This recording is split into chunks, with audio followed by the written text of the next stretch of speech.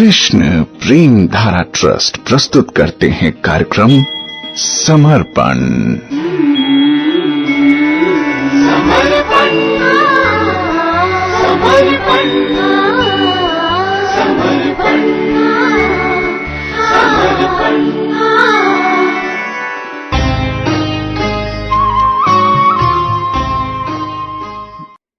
कार्यक्रम समर्पण में आपके साथ हूं मैं प्रेम धारा। नमस्कार, कैसे हैं आप? आप सुन रहे हैं श्रीमद् भागवतम के 11वें स्कंध के 7वें अध्याय में वर्णित भगवान श्री कृष्ण और उद्धव जी के संवाद को, जहां पर श्री कृष्ण बहुत सुंदर उपदेश दे रहे हैं उद्धव जी को, और इसी प्रसंग में वो दत्तात्रेय जी के 24 गुरुओं का वर्णन कर रहे हैं। दत्तात्रेय जी ने किस प्रकार से इन 24 गुरुओं से बहुत कुछ सीखा। आपने सुना कि दत्तात्रेय जी, उन्होंने पृथ्वी से धैर्य सीखा, पर्वत और वृक्ष से उन्होंने परोपकार की बात सीखी, और वायु से भी उन्होंने सीखा कि जैसे वायु अनेक स्थानों में जाती है पर कहीं भी आसक्त नहीं होती, किसी के भी गुण दोष को नहीं अपनाती है, वैसे ही जो साधक भक्त है वो विभिन्न प्रकार के धर्म और स्वभाव वाले विषयों में जाता जरूर है, लोगों से मिले जरूर, लेकिन अपने लक्ष्य पर स्थिर रहे, किसी के गुण और किसी के दोष को ना अपनाए, है ना। तो अब जो है आकाश के बारे में चर्चा हो रही है, यानी एक और गुरुदेव उनके, वो है आकाश। श्रीमद् भागवतम के 11वें स्कंद के 7वें अध्याय में 42वें और 43वें श्लोक में यही चर्चा है। बताया गया, व्याप्त्या व्यवच्छेदम संगमात्मनो मुनिर्नभस्त्वं विततस्य भावयेत् तेजो अबन्नमयेर भावैर मेघादेर वायु नेरिते न स्पृश्यते नभस्तद्वत् काल सृष्टेर गुणे पुमान। यानी आकाश को अपने गुरु के रूप में देख रहे हैं अवधूत दत्तात्रेय जी, और महाराज यदु को बता रहे हैं कि महाराज, पांचवा मेरा जो गुरु है वो है आकाश। आकाश अंदर भी है, बाहर भी है, और घर के अंदर भी है, शरीर के अंदर भी है। जितनी चीजों को देखें उन सब में आकाश विद्यमान है, लेकिन तो भी वो संग रहित है। आकाश के तरफ जब हम देखते हैं तो ये दिखता है।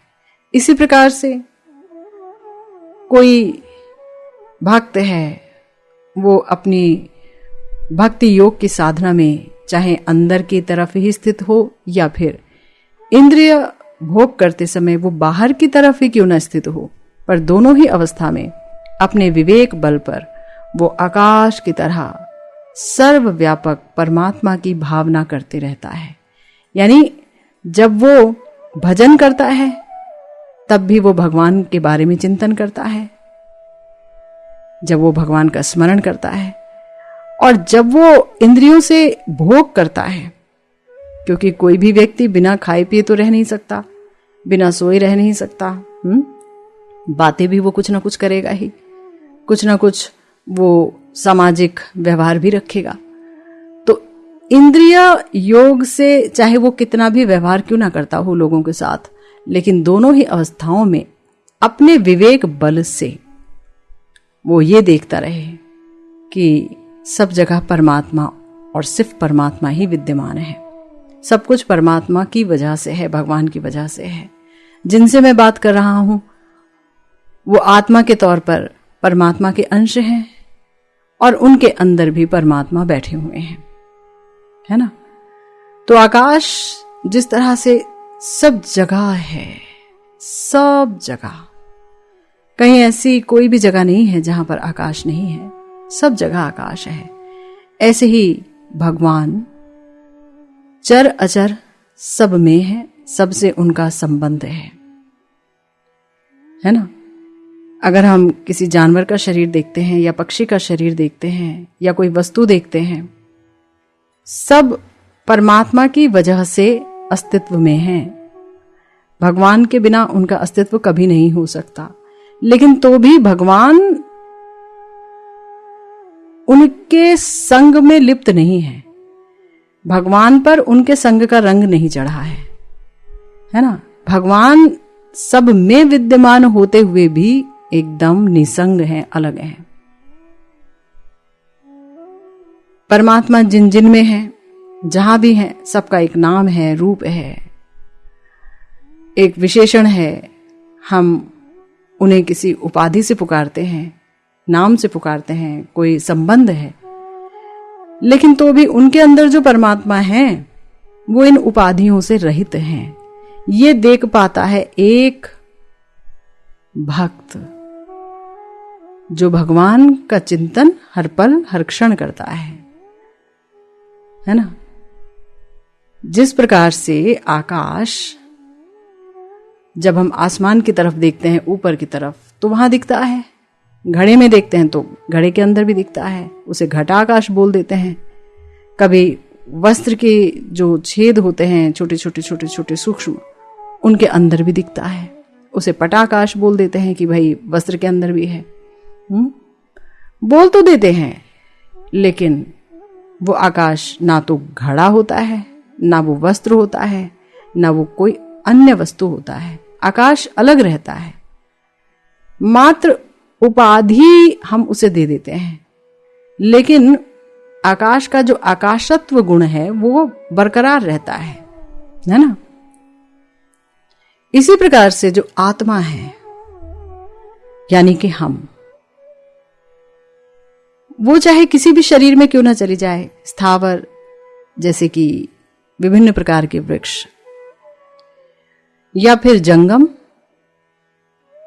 विभिन्न प्रकार के जानवर, पशु पक्षी, सरीसृप, रेंगने वाले कीड़े, ये सब, या इंसान, कहीं भी क्यों ना चली जाए, लेकिन वो उस शरीर में जाकर भी शरीर नहीं हो जाती, शरीर के गुणों से आवृत नहीं हो जाती, है ना। आत्मा निसंग है। आत्मा स्थावर या जंगम शरीर के गुणों से युक्त नहीं होती। हम अपने मन, जो कि जड़ है, हम उस मन से बार बार ये सोच लेते हैं कि मैं फला फला शरीर हूं और ये मेरा नाम है, ये मेरी उपाधि है और ये मेरे संबंधी है। ये सोचता है मन, और मन जो सोचता है उस पर विचार करती है बुद्धि विभिन्न प्रकार के संकल्प और विकल्प के द्वारा, और फिर एक डिसीजन, एक निर्णय लेती है हमारी बुद्धि। उसे कहते हैं विवेक। विवेक यूं तो सबके पास है, लेकिन सब लोग इस विवेक का इस्तेमाल करना नहीं जानते हैं। लोगों को यह भी नहीं पता कि बुद्धि और विवेक दो अलग अलग वस्तु है। बुद्धि जैसे कि ये निश्चय करती है कि ये चीनी है और ये नमक है, और विवेक ये निर्णय लेता है कि मैं तो शुगर का पेशेंट हूं, मुझे चीनी नहीं खानी चाहिए। अगर नमकीन खा लूं तो मेरा हित है, मीठा खाऊंगा तो मेरा अहित है। तो वो हित और अहित का ज्ञान देता है ना। तो विवेक जागृत कैसे हो? अगर कोई व्यक्ति अपने बल पर सोचे कि मैं विवेक जागृत कर दूंगा, तो ऐसा नहीं है। विवेक जागृत होता है संत गुरुदेव की कृपा से, और जब विवेक की जागृति होती है तब दत्तात्रेय जी की तरह एक भक्त आत्मनिरीक्षण करने लगता है। विवेक की जागृति से पहले वो दूसरों में दोष देखता है, जैसे कि सोचता रहता है कि देखो ये लोग कैसे हैं, कितने बजे उठते हैं, भजन नहीं करते हैं, दोष ही दोष, दोष ही दोष देखता है। लेकिन जब विवेक जागृत हो जाता है तो आत्मनिरीक्षण होता है, अपने अंदर दोष दिखाई देते हैं, अपने आप में भजन का, सत्संग का अभाव दिखता है। तब एक भक्त को लगने लगता है, अरे मैंने अभी तक ये क्या किया, मैंने अपना सारा जीवन बेकार कर दिया। भोजन पर नियंत्रण नहीं किया, अपने आप को सजाकर तरह तरह की सेल्फी लेने में ही व्यस्त रहा। मेरी अभी तक वस्त्रों से आसक्ति नहीं गई। मैं 8 बजे तक सोया रहता हूं। मुझसे हाय भजन नहीं हो पाया, और जो मैं भजन कर रहा हूं, जिसे मैं भजन कहता हूं, वो तो पूरा नाटक ही है। हाय हाय, मैं किसी संत की सेवा नहीं कर पाया, मैं पढ़ भी नहीं पाया, शास्त्र भी नहीं समझ पाया, मैं भटक गया। हाय, मैंने इतने दुर्लभ मानव जीवन को व्यर्थ कर दिया, अभी तक मैं कुछ कर ही नहीं पाया। और जब इस तरह की विचारधारा मन में पैदा होती है तो इसे कहते हैं विवेक। और याद रखिए, जब विवेक जागृत होता है तो मनुष्य के अंदर एक जलन सी पैदा हो जाती है और उसे ईमानदारी से अपना पक्ष साफ साफ दिखने लगता है कि मैं तो यंत्रवत साधन कर रहा था। और तब जबकि विवेक जागृत हो जाता है तो उसके साधन में ईमानदारी आ जाती है, उसके मन में एक अफसोस आ जाता है, ग्लानि आ जाती है, एक हीनता दीनता आ जाती है। और जब कोई उसे बताए कि देखो दूसरों में इतने दोष हैं, तो फिर वो अपने दोष के बारे में बताने लगता है ना। तो जब कृपा की शुरुआत होती है तब विवेक जागृत होता है। तो जिस व्यक्ति के अंदर विवेक जागृत होता है वो देख पाता है कि सर्वव्यापक भगवान हर जगह है। और जिस प्रकार से पवन मेघ को आकाश में ही रखती है और यहां वहां उड़ा के ले जाती है, तो मेघ उड़ के जाता है पर तो भी मेघ आकाश को स्पर्श नहीं कर पाता है ना। बादल आकाश में ही रहता है परंतु आकाश को कहां स्पर्श कर पाता है। इसी प्रकार से जल, अन्न, पृथ्वी, अग्नि, इनके बहुत गुण हैं और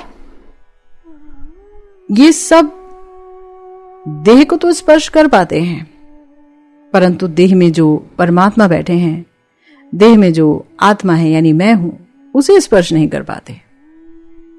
तो यह है परमात्मा का सर्वव्यापकत्व, यानी परमात्मा सब जगह है, सब में है, लेकिन तो भी निसंग हैं। निसंग यानी संग से रहित हैं। किसी का गुण और दोष वो अपने ऊपर नहीं लेते। और दत्तात्रेय जी यही कह रहे हैं कि मैंने ये जो निसंगता है ये आकाश से सीखी है। तो देखिए, सीधी सी बात यह है कि जो आकाश है ना,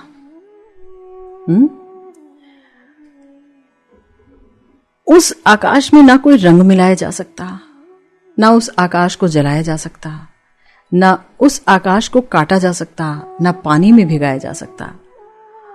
और दत्तात्रेय जी यही सीख रहे हैं कि भाई जिस तरह से आकाश को नहीं भिगाया जा सकता, काटा जा सकता, ना सुखाया जा सकता, इसी प्रकार से आत्मा का हाल है। भगवान ने श्रीमद् भगवद गीता में बता दिया है कि हम आत्मा के तौर पर ऐसे ही अनश्वर हैं। हमें भी ना काटा जा सकता है, ना जलाया जा सकता है, ना मारा जा सकता है, ना सुखाया जा सकता है। हम शाश्वत हैं, थे, हैं और रहेंगे। भगवान थे, हैं और रहेंगे। तो भगवान का ये जो एक गुण है कि वो त्रिकाल सत्य है, आत्मा भी त्रिकाल सत्य है। क्यों? क्योंकि वो परमात्मा का अंश है। तो चाहे वो कितने भी शरीर क्यों ना धारण कर ले, लेकिन विभिन्न प्रकार के गुण जो उस शरीर को आच्छादित किए हुए हैं, ढके हुए हैं, वो गुण आत्मा को स्पर्श नहीं कर पाते हैं। दुख, दोष, सुख, आनंद कुछ भी आत्मा को स्पर्श नहीं करता है। तो फिर आत्मा को क्या स्पर्श करता है एक वस्तु, और वो है भगवान। भगवान से संबंधित आनंद, भगवान की कथा, भगवान का नाम, ये सब का सब आत्मा को स्पर्श करता है, आत्मा को आनंदित करता है। आत्मा वस्तुतः भगवान से जुड़ी है, भगवान की है, भगवान का अंश है। तो वो सदा सर्वदा भगवद आनंद के लिए ही तृषित है, प्यासी है। और जब तक उसे ये भगवद आनंद प्राप्त नहीं होता तब तक वो बारंबार शरीर धारण करती है उस आनंद की खोज में। और वो आनंद उसे जब भगवान की कृपा से, गुरु वर्ग की कृपा से मिलता है तो फिर धीरे धीरे वो शरीरों के बंधन से मुक्त हो जाती है और भगवान के चरणों को प्राप्त करती है वो आत्मा। और वो धारण करती है पार्षद देह, जिसका ना मरण है, ना जन्म है, ना बुढ़ापा है, ना बीमारियां हैं। वो एक योग्य देह होती है, आनंदमयी देह होती है और वो भगवान की पार्षद देह होती है। तो भजन करके वस्तुतः प्राप्त यही करना है। तो देखिए, बड़े ही सुंदर तरीके से दत्तात्रेय जी बता रहे हैं अपने इन गुरुओं के बारे में, जिन पर चर्चा जारी रखेंगे हम। सुनते रहिएगा समर्पण।